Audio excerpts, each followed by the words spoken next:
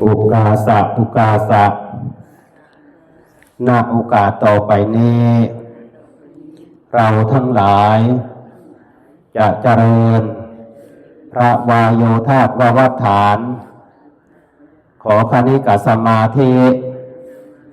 อุปจารสมาธิอัปปนาสมาธิสัมมาสมาธิมิจฉาสมาธิสุญญตสมาธิอนิมิตตสมาธิอัปปนิตสมาธิโลกิยสมาธิโลกุตระสมาธิฉันทสมาธิวิริยสมาธิจิตตสมาธิมโนสมาธิมโนสมาธิมนสมาธิมนสมาธิเจตสมาธิเจโตสมาธิเจตสิกสมาธิวาจาสมาธิ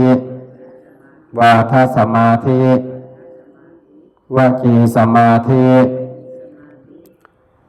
จิตตสมาธิเจตนาสมาธิสังเจตนาสมาธิมโนสัญเจตนาสมาธิสุมโนสัญเจตนาสมาธิทุมโนสัญเจตนาสมาธิทุมโนสัญเจตนาสมาธิอัตตมโนขันธอัตตมโนสมาธิกายสมาธิชิวหาสมาธิโมက္ขสมาธิปโมက္ขสมาธิฆานสมาธินาสิกสมาธิโสตสมาธิกัณฑสมาธินาสิกาสมาธิจักขุสมาธิอัคขิสมาธิเนตสมาธิสัมโพชฌงค์จงบังเกิดมีในสมาธิขันธสันดาน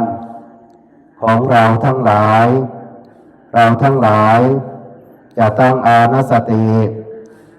สัมโพชฌงค์ไว้ที่ลมหายใจเข้าจะตั้งปานัสสติสัมโพชฌงค์ไว้ที่ลมหายใจออกลมหายใจเข้ารู้ลมหายใจออกรู้3 หนและ7 หน100 หนและ1,000 หนด้วยความไม่ประมาทตั้งแต่บัดนี้เป็นต้นไปด้วยอำนาจบุญกุศลที่เราทั้งหลายได้บำเพ็ญมาแล้วในอดีตกำลังบำเพ็ญอยู่ในปัจจุบันและจะบำเพ็ญในอนาคตจงมารวมกันเป็นตบะเป็นเดชะเป็นภลวะปัจจัยเป็นอุปนิสัยตามส่งให้เราทั้งหลายเกิดธรรมจักขุวิญญาณทัสสนะพุทธจักขุวิญญาณทัสสนะ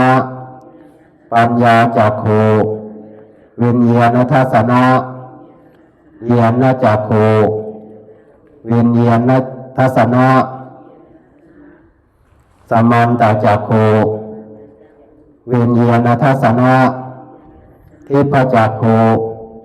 วิญญาณทัสสนะมังสจักขุวิญญาณทัสสนะสัมภารจักขุวิญญาณทัสสนะในปัจจุบันนี้เถิดคุยไอ้สโลนะเพราะว่าบางคุยสโลจัดเวียกันมันวุ่นวายมันกึศเจริญมันลำบากนะสังเกตมือมาทัดมันคุยสโลได้จีเวพอตังคุยบานยูนดีก็เลยขันยามาดีมันสโลน้องมันบานอึดอัดนะการปฏิบัติดีก็ต้อง นะมีสติสัมปชัญญะหรือมีสติปัญญาคุยก็พยายามเอามีสติสัมปชัญญะหรือสติปัญญาชวนก็เอามีสติมีสัมปชัญญะหรือสติปัญญาเดินนะก็ต้องมีสติสัมปชัญญะมีสติปัญญานะโหบายก็ต้องมีสติมีสัมปชัญญะมีปัญญานะพักตึกนะก็ต้องมีสติสัมปชัญญะมีสติปัญญาเธอไว้ก็ต้องมีสติสัมปชัญญะมีปัญญาใหญ่เรื่องไว้ก็ต้องมีสติมีสัมปชัญญะมีปัญญาเกิดเรื่องไว้ก็ต้องมีสติมีสัมปชัญญะมีปัญญานี่เรื่องจำเป็นนะการปฏิบัตินี่จำเป็นครบอิริยาบถต้องอิริยาบถธรรมอิริยาบถตูอิริยาบถทุกอิริยาบถทุกก็มีการเด็กคุยชัวเดอร์นี่คืออิริยาบถธรรมนะบูนส่วนอิติคือการอิริยาบถย่อยอิริยาบถตูนะเมื่อปฏิบัติพยายามบานต้องอิริยาบถธรรมอิริยาบถตูนะตอนนี้นังเตาบานตอนนี้นังปิงนะมาถ้าเธอบานเฉพาะช่วงคุยช่วงเด็กช่วงเดินมันบ้านก็เป็นอยากว่าเป็นเต็มกรุบนะก็พยายามเตือนเวียดกรุบต้องบูนอย่างต้องอิริยาบถนะย่อยพร้อมอิริยาบถตูนะนี่คือการปฏิบัติด้วยตามมือแต่ละช่วงแต่ละไงว่าแต่อิริยาบถทุ่มๆเนี่ยเองพอกำหนดบานนะแต่บานเจริญสำนาวิกันคุยดิ่งนะวิชอบขึ้นบนบานช่วงนาวิชอบพลิกช่วงนาเองก็พยายามเตือนโมตินะบางทีวิจองเตาตรอเตาเตรโดยธรรมชาตินะก็พยายามไว้วิทิวนอนตัวโคลนที่เฮากายนครตัวมือเองก็ติดมาเมินนะเกิดเมืองนะก็เป็นจัตตาราชหรือเจตราชหรือว่ามโนราชนะราชาของจิตหรือจิตที่ผู้เป็นราชานะใจผู้เป็นราชานะสดายที่กรวงนะมือตูกลุนนะก็มือแต่วิเมียจรันสดายจริงสดายงากรวงสเนี่ยนะมาจัดก็เกิดเรื่องนู้นเรื่องนี้จัดเยอะก็นำเตาหมดปฏิบัติธรรมเธอบอลอ้อยเตียนมรักษาเซลสดับโลกติปฏิบัติธรรมนะเป็นนำโมนะมาจัดมันเจียสดายมันเจียนำเตาซึกเตาปิดาปิดบเตามันเราเพลาก็เมียนวายโยมสังเกตมือถ่ายเองจัดเองหรือกับแบบน้าจัดเจียให้จัดหล่อให้จัดมันเจียจัดมันหล่อจัดสงบให้จัดมันสงบไว้มือพิจารณามือนางเด้งเตาวิเมียนระบอกที่เองมันเต้นเข้าใจมันเต้นเด้งตัวคนเองที่กำเปกำเปิกที่พานโมกับมันบันไว้ความสำคัญคือมันขึ้นมันเคยบางอย่างเลยระบอกไปมือมันเคยมันก็ลื่นน้องอ้อยขึ้นเคยบานอย่างน้าวิยากนอกจากกล้วยประคับประคองกล้วยฝึกกล้วยเทวบานตั้งกระถาการโมเจตนี่โอ้ยบานในสมาธินังกีแต่มาแวบก็แต่เจียอยู่โอ้ยมีความตั้งจัดพอบานมันแต่เฮ้ยเรื่องกล้วยเพิ่มเท่าเรื่อยๆทีนี้มีกำลังจัดเมียนจัดเองเป็นอะไรเองเป็นเคยอานิสงส์หรือเคยพอลเคยพอลของจัดสงบวิเจียอย่างนาเป็นเคยในตัวคุณเองแต่โยมอุบายเจ้าอุบายจะไงมันจะไงแต่ละอย่างกับเงินรสชาติเปอร์เซ็นต์คะเนียโดยเองมันตามตัวเองตาอย่างนี้จะไงตีอันหัวนี่รายการนี่บางทีพบได้คะเนียแต่บ้านความเจดิงมาได้คะเนียกำหนดคลำมันกำหนดคลาพิจารณาคลำมันพิจารณาคลาปัจจัยสี่ที่ก็สำคัญพาสัมปทสบายมหบอาหารบอลเนบอลอาศัยปฏิสัมเบงพงธนำนี่ก็ปัจจัยสี่ที่ต้องพิจารณาพอเมื่อเองมันพิจารณาเองก็ดังจบพงวัตถุจะเจริญอย่างมีตัวจบตัวหลงเวงวันมาเวงวันให้เวียการปัญหาตามโออันนี้คือลงตัวศึกษามือเวียนเมียนตีบางอย่างก็ต้องคุยดึงคุยเข้าใจคุยสังเกตแต่ละอย่างระหว่างเองอยู่ธรรมะโมปรในชีวิตประจำไงนังเองเนาแบบมันเมียนหลัด เนาตามบนตามกรรมนะเวียนเกิดอย่างหนาโอ้ยพิจารณามือโอ้ยแยกโอ้ยเทียบเคียงเรียงมือนะเวียนเกิดความประสิงขเนียนะมันเองมันเมียนเป้าหมายเมียนจุดประสงค์ไหนเวียนแต่ละไงก็ต้องเธอโอ้ยขลักนะส่วนโตส่วนโรมทางโลกทางธรรมนะทางโตโคลนทางจัดทางวิญญาณนะทางตังเฮิมนะเป็นเรื่องจรัญญางที่เองต้องมือต้องระมิลนะมันเป็นมือเฉพาะตัวกลางมาอย่างนะตัวของกลางแบบว่าจะในนะเจนกำลังเธอการนะเวียกพอนเอาบัตรคุณเงียกับตะโรมอลิทนำกับบัตรแต่ที่เราก็น้องจัดนะก็น้องตังเฮิมเนี่ยเธออย่างนั้นเราบอกที่มือมันเคยเนี่ยนะเวียก็เลยอยากมือมันเคยนี่ไง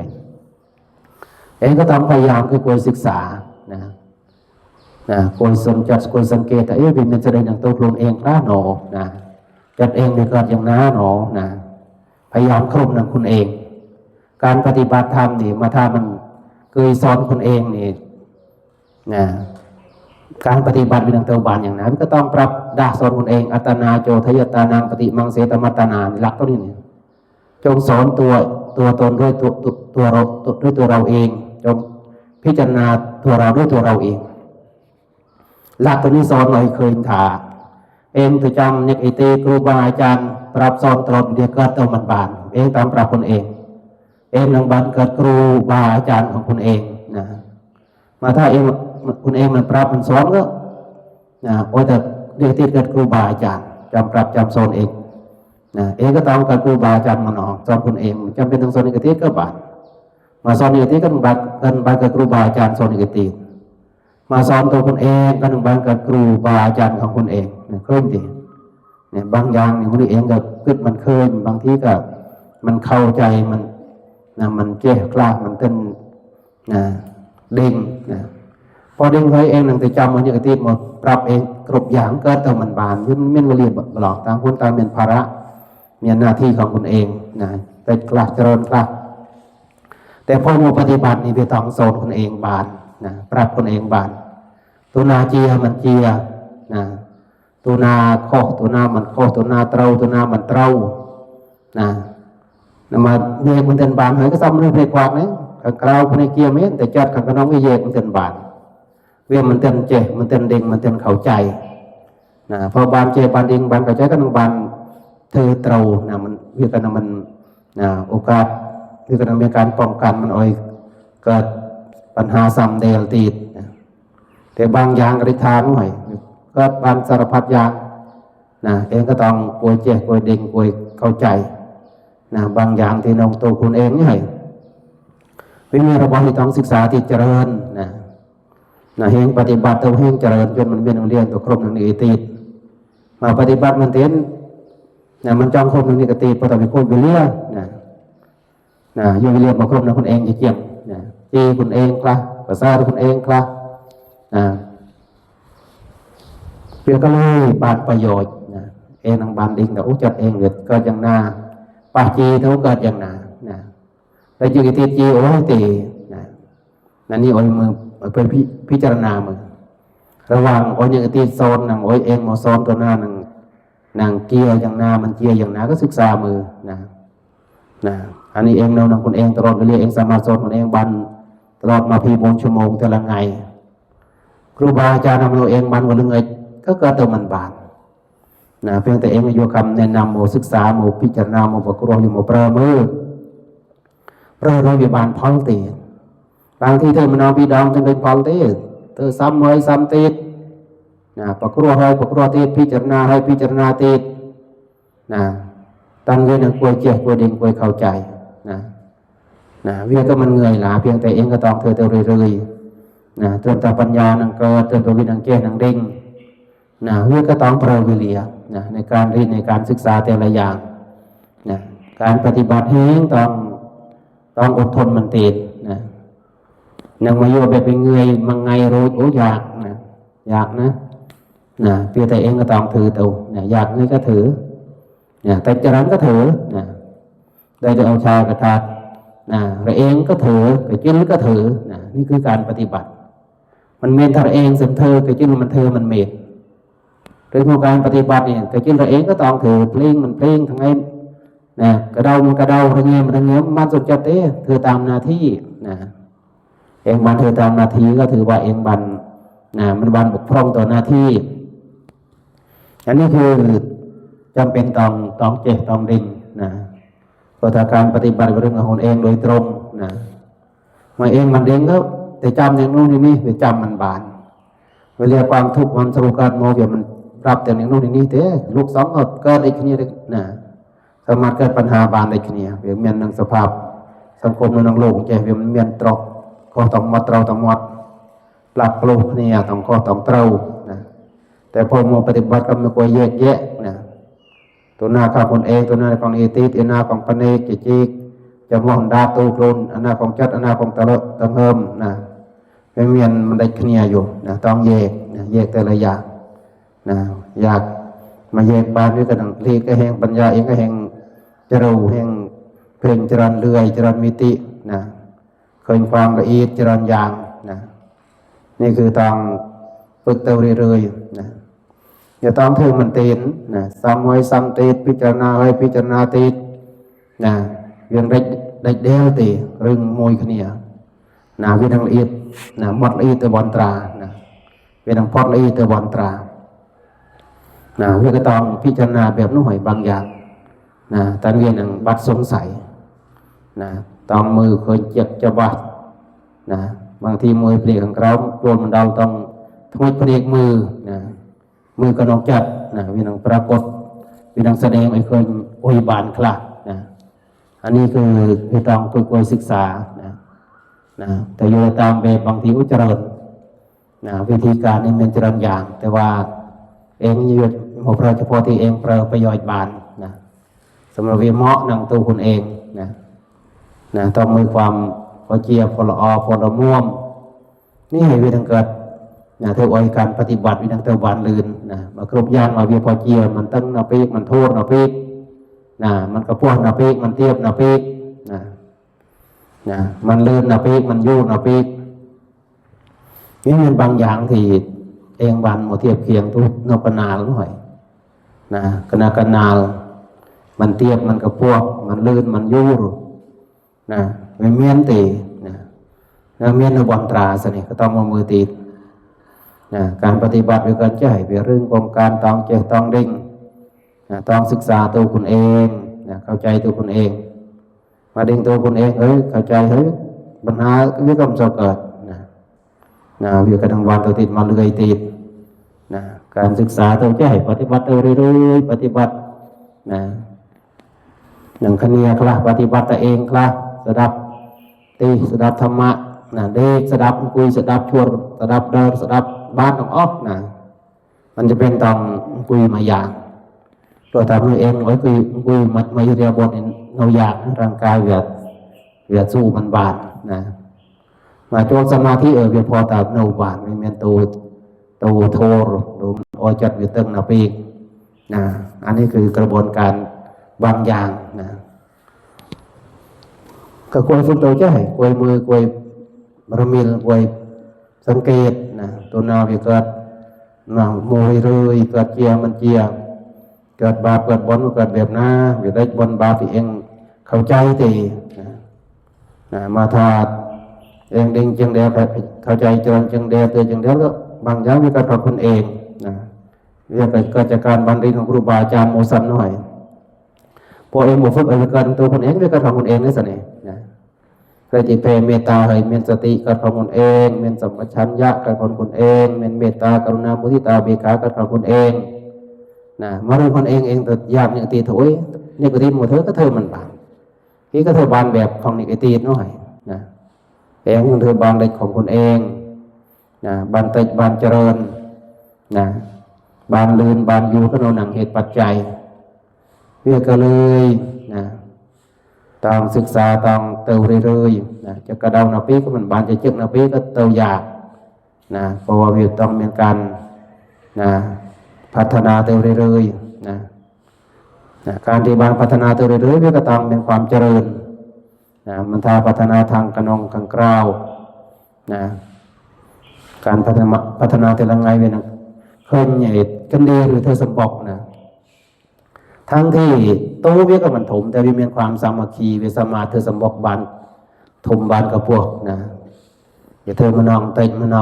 นะเวียกยังเกิดสมบอกเกิดนะเกิดอาณาจักรของคุณเองนะเกิดมึงสมมึงนะวิก็ต้องเปล่าเรียบเปล่าความสามัคคีการเทความเกียร์ก็ได้ขึ้นเนี่ยมันมีความสามัคคีในเรื่องกำลังเกียร์จึงมันมีความสามัคคีนะเรื่องกำลังเมียนพอเชียร์พอมันเกียร์นะการปฏิบัติก็จ้อยนะบางไงก็ได้จิตสงบปลาบางไงก็มันสงบไปเลยนะอึดนะก็ฟุบเตอเลยนะจนกวยเจกวยเด้งพฤติกรรมจัดคนเองถาดเองต้องกุยอย่างหน้าแต่วิธีสงบเด็กอย่างหน้าแต่วิธีสงบหลอดอย่างหน้าสงบชวดอย่างหน้าแต่วิธีสงบนะเวลาต้องสังเกตมือพองมันสังเกตมันดิ่งมันเคยมีการปุ๊บเลินหมูปัดตัวเลยนะอันนี้คือบางอย่างบางเรื่องที่เวลาต้องกวยศึกษาก็กวยปฏิบัติความเข้าใจเพื่อนังเพิ่มการโมความเข้าใจเพื่อนังบัดนี่คือการเปลี่ยนชีวิตโดยธรรมเมื่อเองมาเมียนหลักเธอไว้จะได้เกิดเรื่องเกิดโลด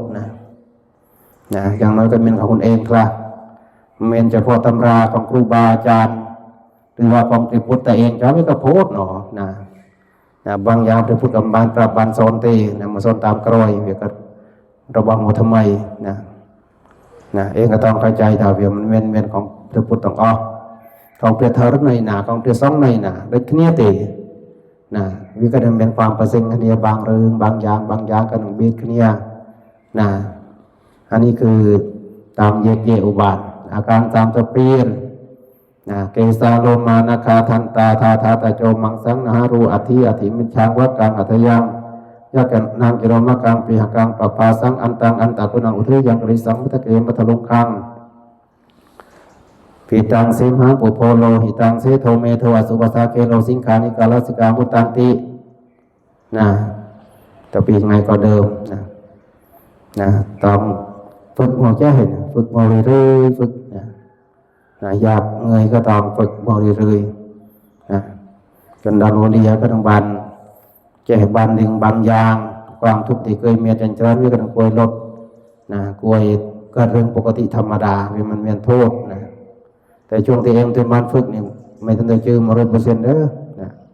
โอกาสวิเคราะห์วิเมียนเราก็ต้องศึกษาใช่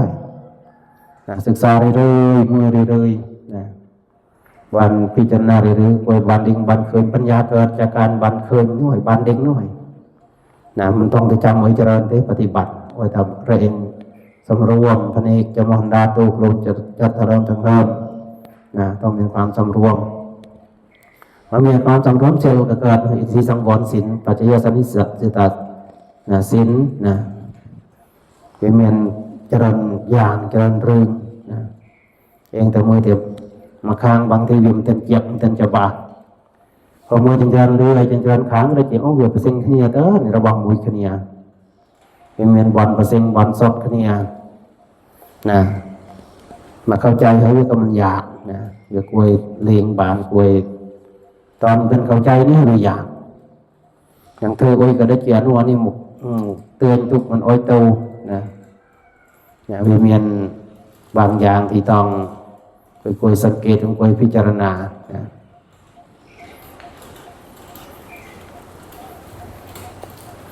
โดยเฉพาะขยันเจนขยันโจลพยายามกำหนดเรื่อยๆมาดอกตั้งคำใกล้ๆบางทีอยู่กำหนดมันบานต้องดอกต้องให้มันเวงดอกต้องให้เวงกันทั้งวันเจ็ดทำอยู่เวงอย่างนาเวไกลอย่างนาทีวีมันเวงมันไกลเมียนเตะทีวีพอเจียพอละอพอละม่วงอันนี้คือบางอย่างที่ต้องไปคุยศึกษาบางอย่างก็มันเป็นชั่วเฮาที่เดี๋ยวพอเรางบกับสภาวะเข้าใจแต่กับสภาวะสิ่งที่มันมีเองเป็นเองสกภาวะอัตตภาวะอัตภาพร่างกายคืออัตความเป็นตัวตนเป็นเหมือนเจริญอย่างที่ต้องศึกษาพอศึกษาเองแล้วก็ยิ่งมันจะได้ปฏิบัติ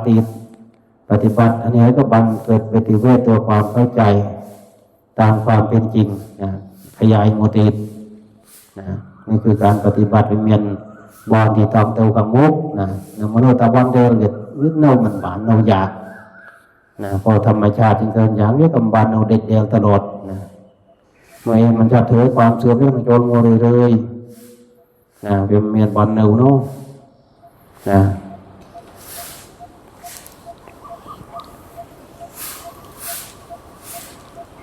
เวลาสวดมนต์ก็พยายามสังเกตมือแต่จัดเองสงบตีนะ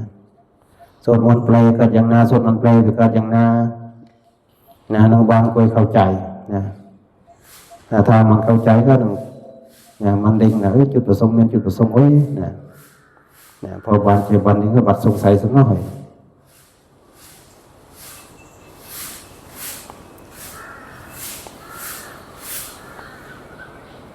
ตัวก็อ่อยคุยตัวเรื่อยๆมาเกี่ยงกระดาษกลับอีกละพยายามให้น้องความสงบนะ